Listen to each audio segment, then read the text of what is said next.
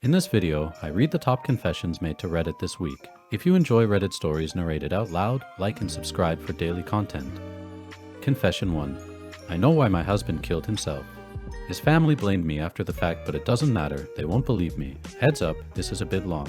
It was in 2018. He'd been struggling with depression and we had a 16-month-old. He had a very toxic, covertly incest relationship with his mother and an abusive one with his father. Both parents shared drugs with him as a child and contributed heavily to his addictions. We moved halfway across the country to get away from them both and everything was going really well, but suddenly his mom showed up on our doorstep one day. She'd sold her house that she'd had for almost 40 years, had taken early retirement, and moved into an apartment down the street. She said she missed him. She told me he'd never make it without her. The next month everything changed. Fell apart. I had no idea that was all the time we had left. His drinking got insane. He'd always been a bit of a lush because he had a lot of physical pain, but he got fired for drinking on the job. I know now he also relapsed and was trying to hide it. A week before he died, we got in a fight about money, about me not giving him any because I knew he was wasting it, and he came home drunk and backhanded me while I was holding our daughter. I had never seen him like this. I remember screaming and running to the nursery, and he busted the door open and hit me again. Both times I fell to the floor. He'd never touched me in anger before. I remember I put our baby in the crib and stood up to fight, but he left again. When we saw each other the next day, I had a black eye. I was also set to sign a contract on my new store after months of training, a managing partner at a restaurant. I got creative with the makeup and creative with the backstory and pretended I opened a door the wrong way and slammed into it with a coworker present as a witness. He didn't speak to me for most of the week, not out of anger, but out of shame. I asked what we were going to do about it. Were we going to talk about it? He said no because he knew I'd forgive him, but he couldn't forgive himself. 5 days passed. He insisted I get a new used car because our old Camry was constantly needing to be fixed and bought me an Escort off Craigslist. He was supposed to work his new job that upcoming Sunday, but it was right before Halloween and he said instead we were going to a pumpkin patch and dressed our daughter up. We spent an exorbitant amount for us. Our regular work schedule was him working days and me nights and switching off daycare and spending time with our daughter. That Monday he fell apart again and began calling my cell and work numbers repeatedly, telling me he couldn't watch her, that he was angry, irritable, and felt out of control of himself. He said he thought he might hurt her, that she wasn't safe.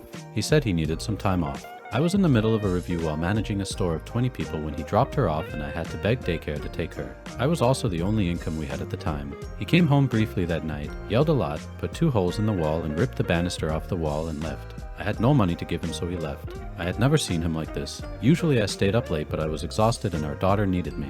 In the morning, I saw him asleep on the couch. I remember thinking we were probably going back to rehab and I needed to figure out how to keep his mom away. I didn't kiss him because I knew it would wake him. When I got home that night, I was rushing. He hadn't responded to my texts and we needed to pay the electric bill and grab our daughter from daycare and talk.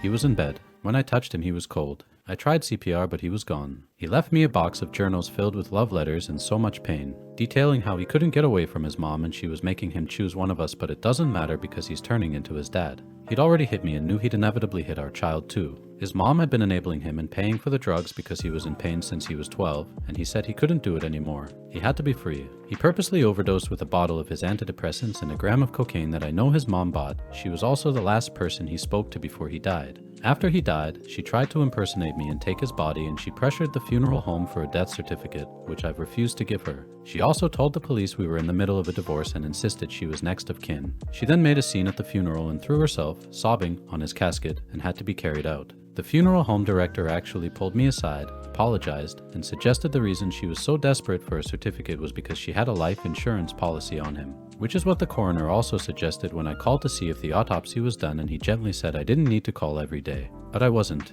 After he died, she immediately packed her bags and moved back halfway across the country after she reported me to CPS for not letting her see her grandbaby. When I finally got the autopsy results, I let her know, suicide. She said, well, that's that then, and hung up. She spent the last 4 years arguing the cause of death and trying to rally his family to convince me as well that it was just an overdose so she can collect on the policy. The job she retired from, a drug abuse family crisis counselor. I'm never letting that happen.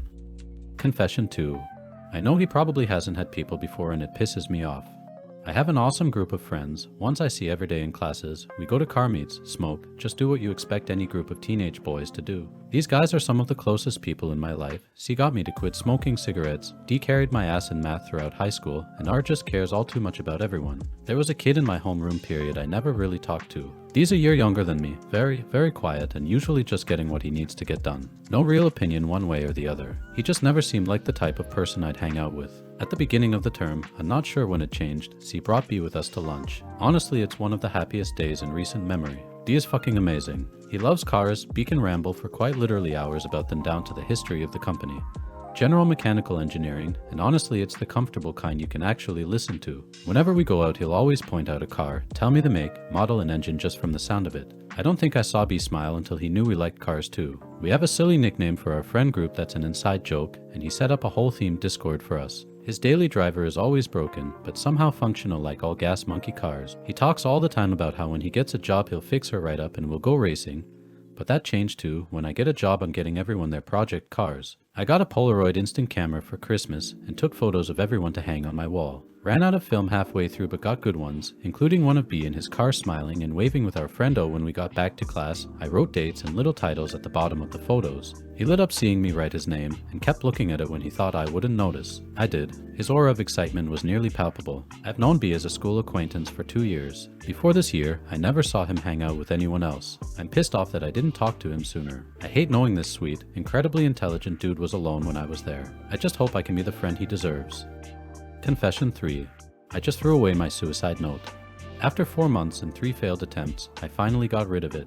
I lied to my friends and told them I threw it away after the first time, but I kept it with me, just in case. It's just been there, in my desk drawer, the same drawer where I've stored the pills and the blades I would have used had I needed them. It's been a really tough few months, both for me and for those who have helped me and taken care of me, but I'm starting to feel like maybe I can make it to the other side. Maybe I do have a future. I'm not fine yet, and nowhere near it, but goddammit I'm gonna start trying. No more just in cases.